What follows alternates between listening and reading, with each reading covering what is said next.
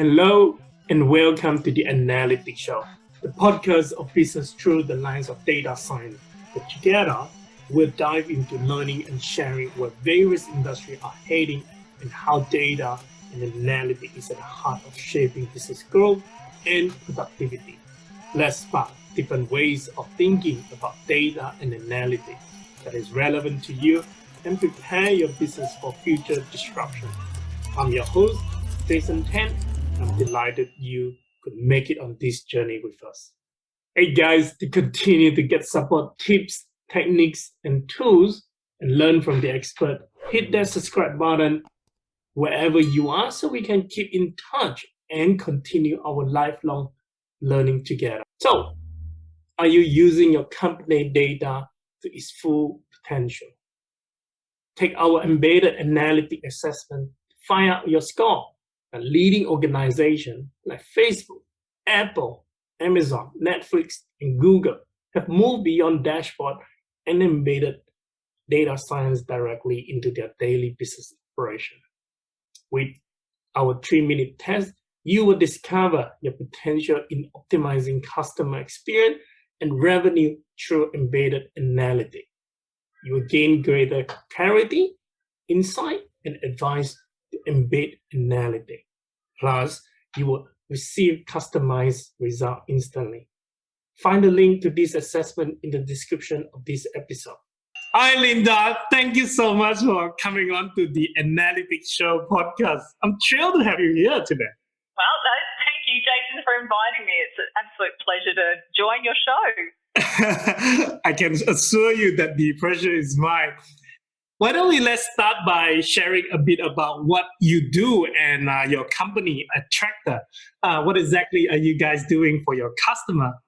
Well, I started Attractor, Jason, for the sole purpose of helping everyday business owners know how and where to adapt their businesses in times of change.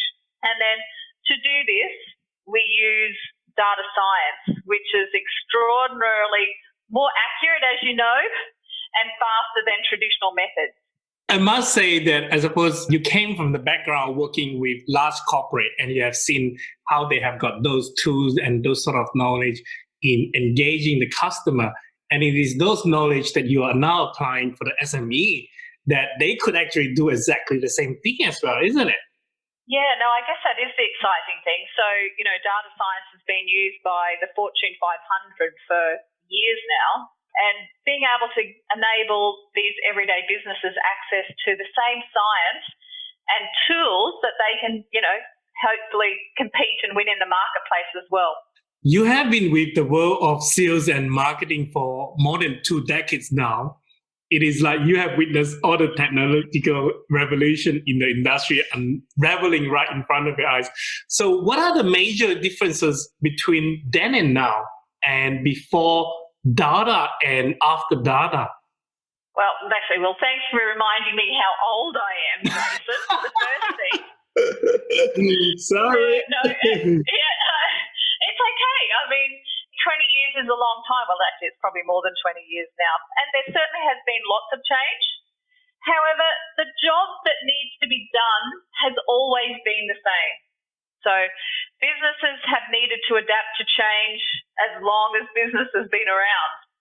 And then to respond to that change, businesses have always needed new products and services, and they are always looking at how they can leverage technology to get a competitive advantage. So we've always had and needed data to inform that. I mean, market research is an example of people know about market research, of collecting and using data. But what we haven't had is technology and science that can power that data. And, even science itself has advanced. I mean, we've now got availability of big data and we've got technologies like no other time. And then we've got all that we've learnt in, we're just applying mathematics, which has been around for decades as well. So we now have got data, we're using data, but the way that we use data has now become more powerful, and our wisdom has become so much more, refined because of the science that's behind it. which has also been enabled by technology and all of those wonderful stuff as well. I agree. Currently, you are also the advisory board member at Growth Science. What does your role at Growth Science entail? Okay, well, probably the first thing to tell listeners is that Growth Science is a data science research firm. It's a global company and it's based in the United States. My role as on the board is to help the Growth Science team grow the data set. So at the moment, MEIS, which is the computing system that Growth Science manages, has the largest global data set of innovation and growth that we know of around the world. So my job really then is trying to contribute to the research and development of new tools and resources that businesses can use, and also help expand that data set so we can keep growing, because the more data we have, the better the science will be. What sort of data are you trying to grow them? And could that be applicable? I suppose the question that people would be interested to ask sometime, as you and I were talking about earlier, is that their business is in Australia or their business is in Southeast Asia, and how, because this data set that you're collecting at Growth Science could be applicable to them. Well, there are idiosyncrasies, I guess, but in the main, because now globalization has happened, we've got to think that we're in a global marketplace. So the data that we get informs how we might go to market, for example, in a global marketplace. Now, the data that I'm specifically talking about with Growth Science and the data set we want to continue growing is the computing system, and the computing system actually predicts what the likelihood is that a new product or a startup or a merger and acquisition, what likelihood that initiative or project might have to either survive or die. And it looks over a 10-year horizon. So the more of these predictions we can put through the computing system, the more data we know as to whether the performance accuracy of those predictions, we're making sure that we're staying on the cutting edge, so to speak, of improving the tool and making sure that it gets better over time. So that's sort of the data that we're looking at, trying to always be on top of. Would you please share with us a little bit more about MEIS in layman terms? What is the full name of MEIS and how it came to be, and what is called capability? I think you just mentioned about predicting the success of the project and the startup or company, right? Can you give us a few more examples how it has worked so far? Yeah, no problem. I guess the best thing for people to think about MEIS, or the best way to view MEIS, is think about it like IBM Watson. So IBM Watson, you can ask it a question and it will give you a probability of an answer, of what the answer to that might be. So MEIS stands for Market Acceptation Simulation Engine. I know all the acronyms there is under the world, but it is a simulation engine. It is very specifically looking about a market and how an idea, when it goes into that market, whether it's going to live or die, and that's where the science fits in. So it's a computing system. Its core capability is to predict the likelihood an innovation is going to survive or die. I think the most exciting thing that I get thrilled about is that not only does it give you a prediction, but it tells you where your fail point is and what advice you could do to actually improve your outcome. So don't just think that because you've got a prediction that says it's going to die, it will go, but if you did this, this, and this, you could improve its odds. So does that sort of answer your question? Yes, I think so. About what it does. So yeah, first thing, think like IBM Watson. It's a big computing system with lots of data. You ask it a question and it will give you an answer with a probability of that answer. From the past experience, how accurate it can predict the business outcome? So very accurately. So for more than a decade, MEIS's prediction accuracy has actually remained very consistent. So when MEIS predicts that something is likely to die, it is 86% accurate. Because we track over 10 years to make sure that what MEIS said and what happened with it 10 years later. And that's collection data point. When Meese predicts that something is likely to survive, it is 67% accurate. So it's not, it's not 100% accurate, and that's why we love collecting more data, because if we can get more data, we can actually refine it and hopefully improve its accuracy over time. So, but when you compare 67% accuracy to what actually happens in the real world, Jason, is what's outstanding is that, and anyone can Google this, just Google success rates of startups. It sits around 90 to 95%. If you look at new products, particularly in consumer packaged goods, just do a Google search, it's around 85%. So that's fail. That's 90 to 95% failure of startups and 85% of new products and consumer products.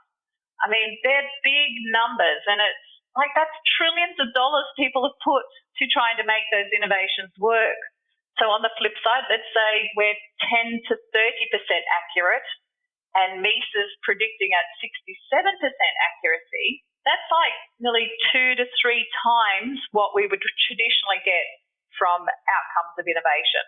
I think another way of looking at it as well is that rather than going into the whole industry or the whole project blind without knowing that it was a success or not, having some level of understanding with this 67% accuracy is better of not knowing at all. And as they were inputting more data and as they were observing that, they could certainly improve the score over the time. Yeah, that's right. I mean, I think a good example of, and I don't typically work with startups unless it's more just advisory or educating startups, but there's one that comes to mind. So the gentleman that actually started this research is called Thomas Thurston. And Thomas actually lived in Australia for 2 years. So I was very privileged to be able to get firsthand to work with him. And one day we were in Sydney, and his job is actually, he's a partner at a venture capital firm out of Silicon Valley called W.R. Hembrecht Ventures. And they use Meese to pick their early stage venture capital deals. But anyway, they'd happened to do an analysis, a Meese analysis for a startup out of Sydney. And so he and I walked down to Stone and Chalk to, is it Stone and Chalk down there? The fintech place? Anyway, it's in Bridge Street. So anyway, we went to meet the startup, and Thomas said he's always nervous giving feedback to startups about their baby that might be ugly. And Thomas said, look, our fund is closed anyway, but I thought given I was in Sydney, I would just give you some feedback on the analysis that we did. And I'd hate to tell you, but it wouldn't be one we would actually invest in because it shows that it's likely to fail. And then he just asked him, he said, so how have you been going as it is? Like, how does it feel as a startup trying to launch this new idea? And he said, look, we've really struggled. It's taken us more than a year we just can't even get in the door of the banks that we want to be able to, we think are great partners. And Thomas said to him, look, from the Meese analysis, this is what it says that you should try and do. That would improve your odds of success. So at the moment, you are striving to enter a tier 1 bank. And if you looked at your product and what they called a low-end strategy or a latent demand strategy, if you were to apply a low-end or a latent demand strategy, and heck, for your listeners, this is a whole other conversation, Jason, so that there is a strategic way that you can actually go to market that will give you competitive advantage and get into the market much, much quicker. Anyway, at the end of the conversation, I went on for more than just that. He rang us 5 weeks later. Well, first of all, he said, that is the best advice a venture capital firm has ever given me, and thank you very much. I mean, that little tip, it was just one of the things that we shared with him that he could try and do. In 5 weeks later, he rang us and said, I have just got my first client by applying the strategy that you told me to do. And I'm so, so grateful. Now, some startups don't like to hear the things that we might have told this startup, But if they're open to hearing what science has got to say about how they might go to market, it's not that their idea is a bad idea. It's just the way that it might be, its business model may not be, or the strategies that you're going to the market may not be appropriate to give it the greatest amount of success. So that's just a wee example of a sort of how we might use it in a startup. But it's basically the same. If you're an existing business and you're trying to launch a new idea or a new product, or you're trying to understand what technology might give you a competitive advantage, it's the same principles apply.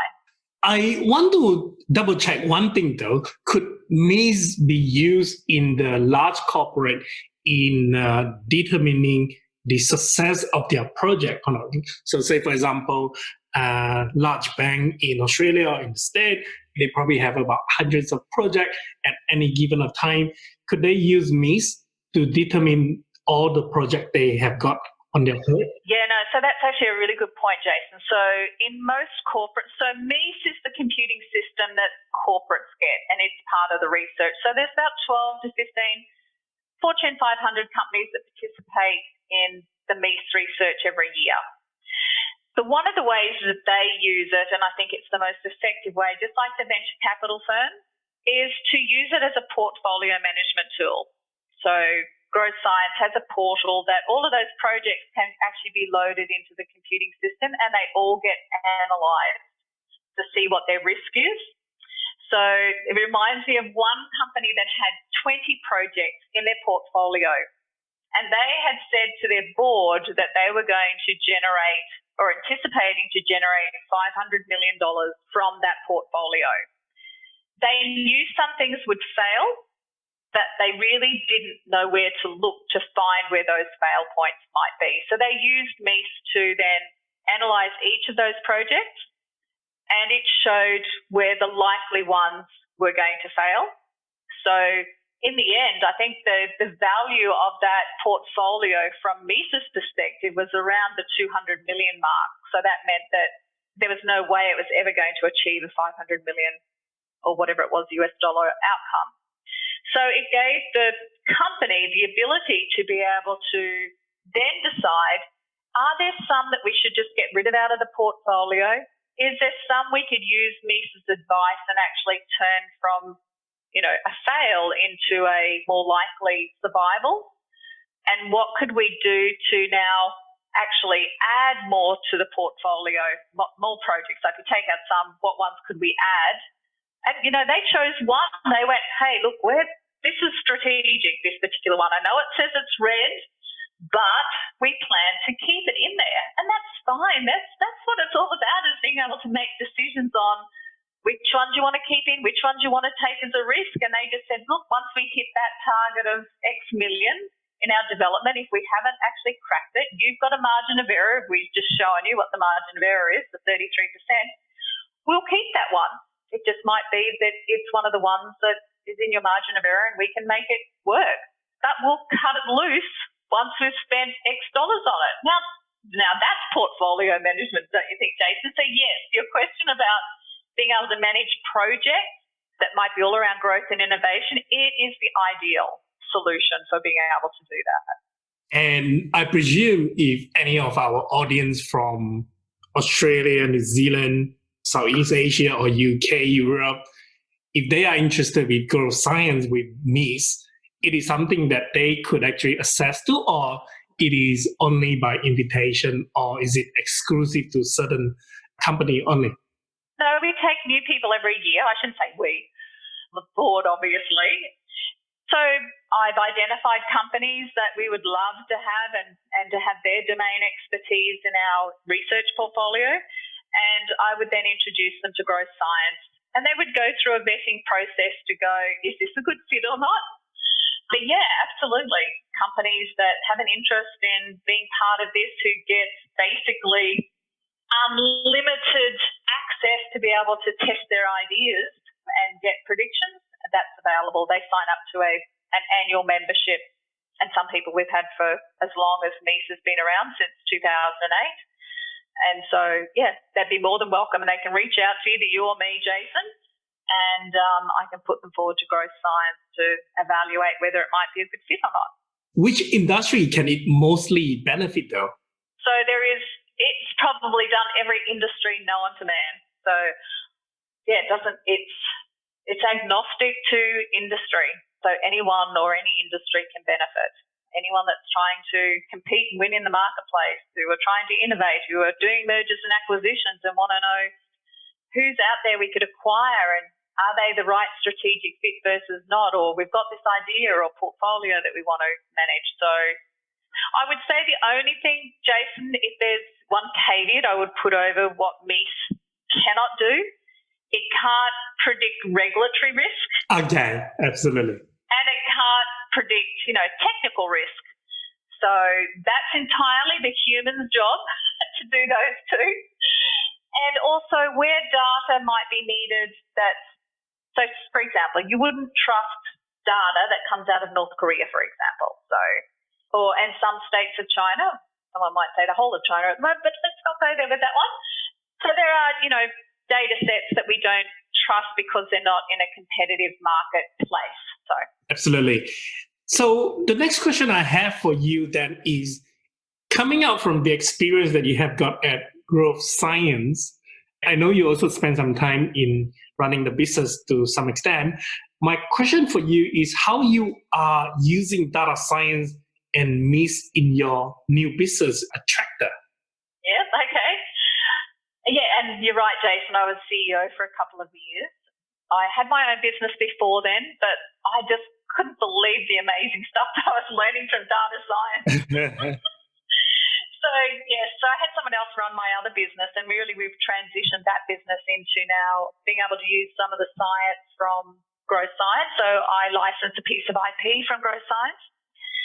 So we use the knowledge from the research. So as I said, Meese has people that are Fortune 500 companies or big organisations that share their data. The data that we get, the learnings, the wisdom from Meese, we can apply to business ideas. We can actually engineer ideas because of the knowledge we have actually from Meese. So these are the things that I'm now making available for everyday businesses. So how can we discover new ideas, new products, new business models?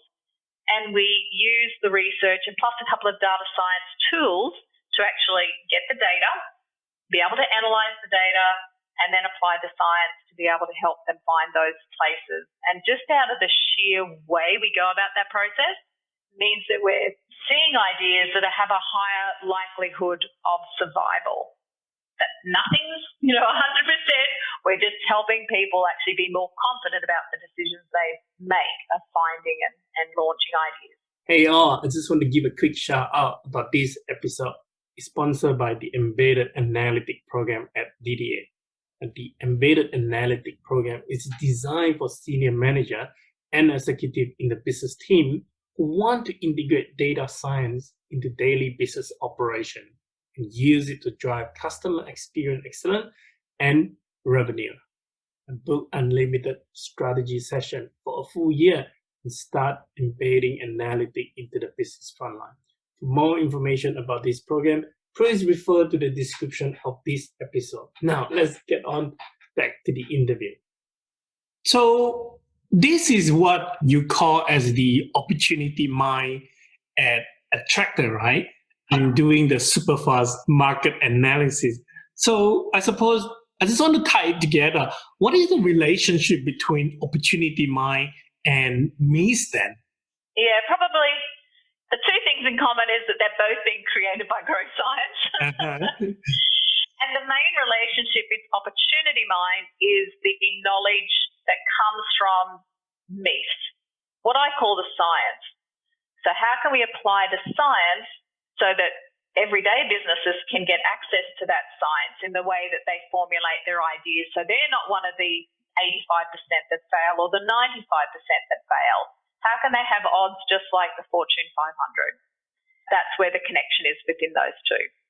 So as the data science capability of opportunity mind keeps improving over the years, can you sense what lies in future for it? And how advanced can it become in the next couple of years? Oh, interesting you should ask me that, Jason, because at Growth Science, we've been working on that very thing at the moment. The first thing that happened is when COVID happened, because part of it is actually a facilitated workshop where we have people that represent a market participate in the getting the data. And I remember when COVID hit, I went, I'm going to have to digitize that. So we have digitized that. I can deliver that entirely on Zoom now, but we are going one step further, and it's really just trying to keep up with people's expectations. So we mentioned previously that I had a background in sales and marketing strategy, and the big part, most of the component of that job, or those jobs, has been market research. Our market research is extremely expensive. It is very time consuming. I mean, it takes a long time and costs a lot of money. And so opportunity mine, in my opinion, I mean, Mises is like the super fast thing, but you have to have the idea first to put into the computing system, and they even do an opportunity mine with their clients to actually find ideas that they can then put through Mises. So here we go. We go market research that takes forever when I was in corporate doing market research. When I started my own business in 2011, we went, okay, let's help everyday businesses, the small, medium, the family-owned businesses. Let's try and help them transform their businesses so they can compete. Because, Jason, they employ 47% of all employees in Australia and contribute 35% to GDP. So I'm very passionate about how can we make these companies. And using the science and applying it this way, we can actually assure that those companies actually have enduring value that keep going on. So we are looking at how do we even digitize those things. And I was just about to lead into that customer expectations change. So we have been able to pull some of this data, big data, for as long as opportunity mine have been happening, but people haven't really been, I guess, that trusting of big data, artificial intelligence, but it's becoming ubiquitous at the moment, don't you think, Jason? So people are becoming a lot more open to letting data actually guide rather than us pulling it in a manual process. So the opportunity for opportunity mine is that we just use big data to understand what drives that specific market, whether it be, counselling services, or another one might be handmade card making, or, fire sprinkler systems in new high-rise buildings, all sorts of things we can actually ask now, pull big data on that can inform some of the things we would have done manually, even in an opportunity mine. Opportunity mine takes 2 days, 48 hours to come out with ideas, whereas it used to take months when I was in my old corporate job. So being able to now go, we could do that in a day, really, really excites me. Do everything in a day, wouldn't that be cool? So we've got some things on the horizon. We're actually just testing some things right this very moment about how we can actually digitize more of that and still have the human connection, of course, but it just adds so much more value to business if we can do faster and it's got more accuracy. It's not relying on our intuition. That's what I just so love. Without revealing what goes on and what being proposed to them, can you give us an example of how some of the clients are using the opportunity mind to come up with this new idea in terms of engaging with the customer in that 48 hours period? Yeah, okay, well, I can give you one. So I find that there's people that have got ideas, so business owners might have an idea, but they don't have confidence in the idea that it's going to transform their business or make it better or make it more competitive. So they hang on to this idea and don't do anything with it. And then there's other companies or other business owners who are going, I have got no idea how I'm going to change my business and adapt. So I'm going to tell you about a business that got us to validate an idea. And it was, an owner of a very successful business, actually here in Brisbane, Jason, I can give you that much. And he had this idea that he'd been sitting on for 2 years. And it was a technology idea, and he was thinking about how he might be able to develop it. But he said, I didn't know where to go. Like, what technology do I use? And who can I trust to share this idea with? And who out there would even know that this idea is a good idea? So when I was CEO of Growth Science at the time, and I just presented the research and the science, and he was in the front row, and I could see him sort of jumping around in his seat.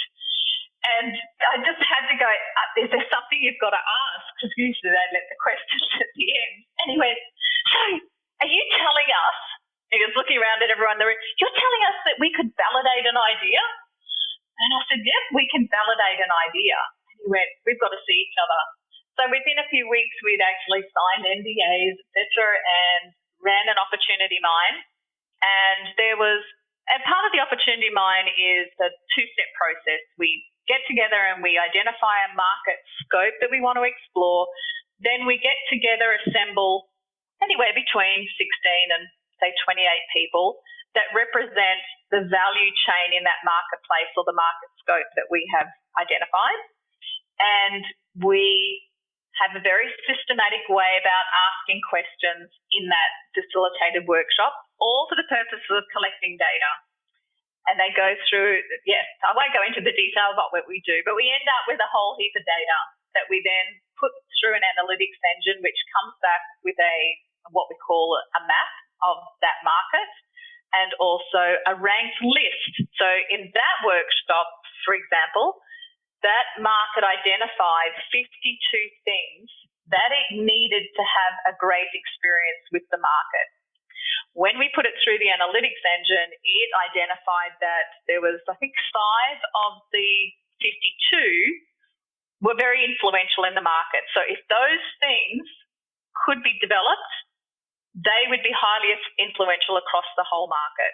So we then, in the second step, we actually dive into each of those 5 things in really detail and we find out who's actually competing in each one of those things. So who in the marketplace is competing, and then we apply the science and formulate ideas that can actually help optimize that idea and know how to launch it.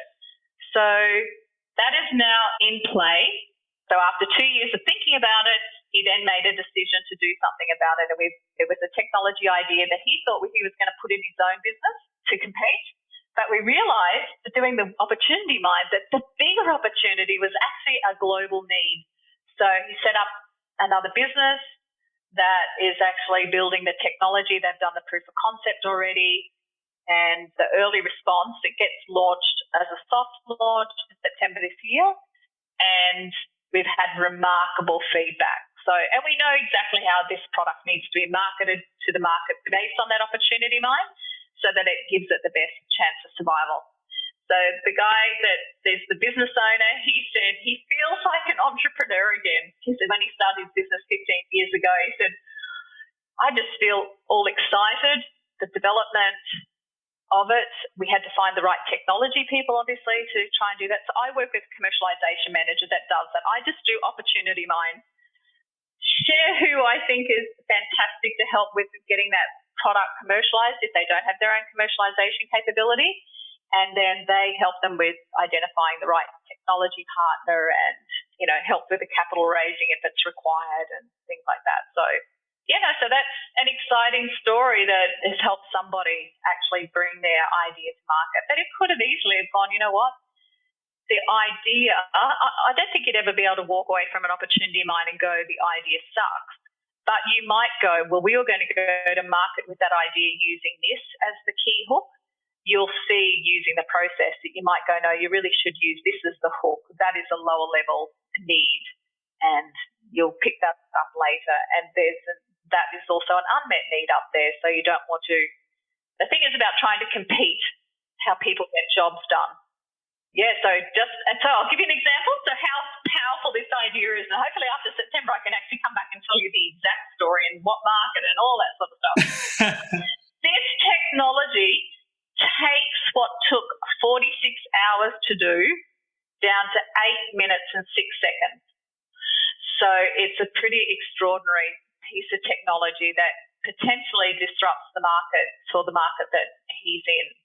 I think it would be really good where later on to see some sort of a explanation video.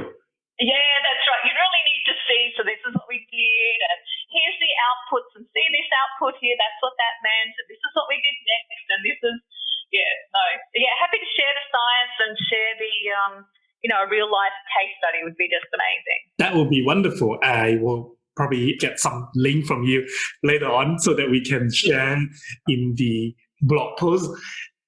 I suppose my next question then is, a lot of these running the business, it really just coming down to engaging the customer, also thinking outside the box.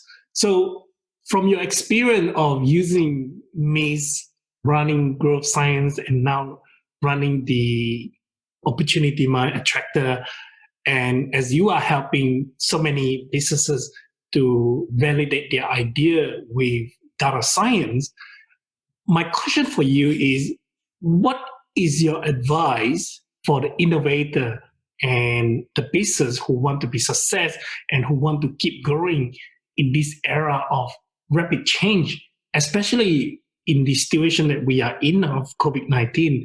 We really have to change significantly to be able to adapt in this current climate.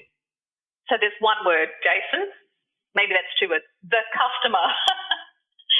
I think, what's interesting is that the customer is the center of all of it. And I focus more on what does the customer experience want to be, because it's that word experience that will actually enable you, if you're looking at digital transformation, for example, looking at a technology that's going to help you transform. The technology is the thing that's going to give you that experience.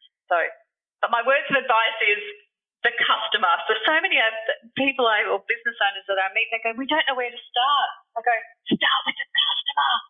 Start with the customer. Start asking them. But don't, people have net promoter scores and whatever. But to me, that's just a job satisfaction. That's not about finding an innovation or tweaking and turning incrementally. This is about trying to really leapfrog your competitors and trying to find a market position that you can win in. And that is solely found with the customer. And then the science is about how do we take that customer experience and find a way to enter the market that actually enables you to compete with the existing companies that are out there trying to solve the same problem. So, for example, my competitor is really market research, where I came from. I'm just doing it in a different way. So whatever you're launching something, there's somebody trying to do it another way. It might be slower, and sometimes people prefer to do it the slow way. But there's ways that you can win, because those that are the big guys, the market research companies, they will fight tooth and nail for their best customers. And there's a way that you can actually enter the market and not go head to head with those people or with those companies and win. The statistics are certainly in the favour of entering the market in a certain way under a certain strategy that can heighten your odds of success.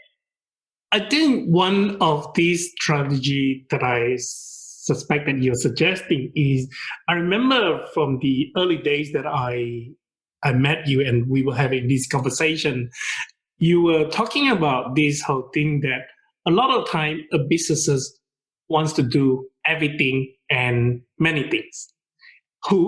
They basically want to do from everything from A to Z. But the reality is they don't have to, as you were suggesting, that there's no need of trying to do everything, but rather partnering with other people in doing what has to be done in building that customer experience. And that itself would increase the odds of success. That's right. So, Jason, there's a really sad story, I think, of someone business I knew way before I knew the science and all that sort of stuff, that they wanted to build this technology platform, and they just kept developing, and it never got launched because they were trying to build the most perfect, the most featured product. But if you could find just the one wee product that solved a problem, and you could enter that weeny little thing that most people wanted into the market with the view of adding to it over time, you would go to market faster. You'd solve and adopt customers like nobody else.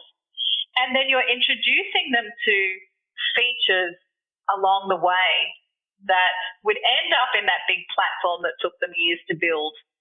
But you'd be directed by your customers as to what feature they wanted to come next. So you're solving those unmet needs, the one that's the most unmet need, the one that's most influential that, as you said, can just go to market, get to market with the most minimal product you possibly can and then incrementally add to it. And you will stay under the radar of the big incumbent that's got charging customers lots and lots of money. You'll get to the market and be able to get a gathering, probably a bigger market that hasn't had access to this market before until they come on the journey with you as well, and all of a sudden you know that you've disrupted a market. How to do that is all part of the science. Good stuff. My next question for you is, what is your most important first principle? I think I might have mentioned that one before, the customer. Yeah, we look out there and see all the nice shiny things, that if we turn back here and just go back to the customer, that's where you're going to find the gems. If people could just do that, that's my first principle, go to the customer. I feel like you remind me of Jack Ma from Alibaba. He's thinking about the customer first, because it's the customer who is determining the success of the company or not, because they are the one who is paying. And I am still trying to reconcile two different ideology. Like, should that be the customer first, then the employee second, or should be the employee first and the customer second? I'm still trying to reconcile which way I should be going. I think the employees are customers too. That's a great way to put it. That gives me something to think about. Thank you, Linda. My final question for you is, what is one book that you have read and thought it would have been better for your younger self to have? Okay, it is The Innovators Solution by Professor Clayton Christensen. So I wish I had this book way back in my corporate life when, we would just be running to launch new ideas. We didn't think too much about it. No one was like picking these ideas that fell over and analysing them as to why they didn't work. We just kept running and running and running and just launching, and some worked and actually most didn't work. I just thought that was normal. So had I have read this book, or it even been available for me way back then, as you so rightly pointed out more than 20 years ago, Jason,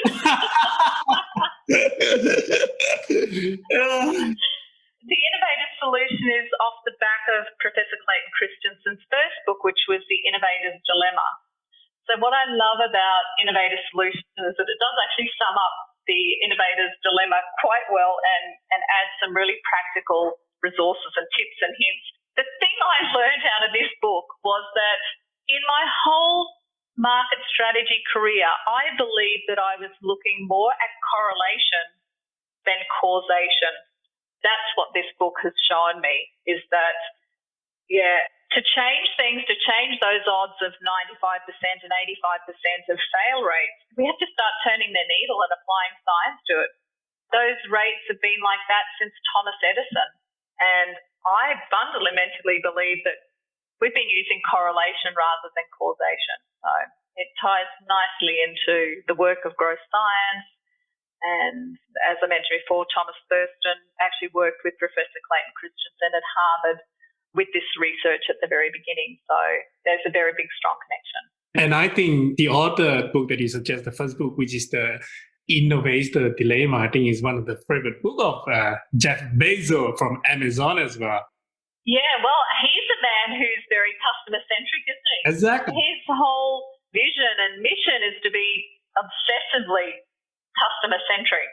So nothing is done without the customer. No one can build a piece of technology and then throw it over the wall to the marketing department and say, now go launch this. Technology doesn't start working on something until they actually get feedback. So you're absolutely right, Jason. That's correct. And I think if that is one thing that I would say people should take away, is that it is about the understanding and identifying the problem of your customer and understand exactly what you are trying to help them to achieve. Yeah. Then what's the job they're trying to achieve? Correct. And then only then you work backwards to use the data, to use the analytic, to use the data science, to use the technology to solve the problem. It should never be the other way around of we got this beautiful data analytic model or whatever, and then think that it will just solve the problem magically. You're spot on, Jason. You got it. Thank you so much, Linda. It's my absolute pleasure, Jason. Always fantastic to talk to you, and thank you for the opportunity to talk to your listeners. I think the pleasure is mine, and thank you so much. Hello. If you enjoyed this conversation, hit that subscribe button so we can meet again. If you don't, I'll be stuck in an infinite loop. So pull that part by clicking the subscribe and help me out. You can further support us by leaving us a kind review from wherever you are listening. At the end of the year, I will choose a reviewer to send a special gift to, and it might just be you. Look forward to seeing you here next week for a new adventure. If I can find my way out of this endless loop. See ya.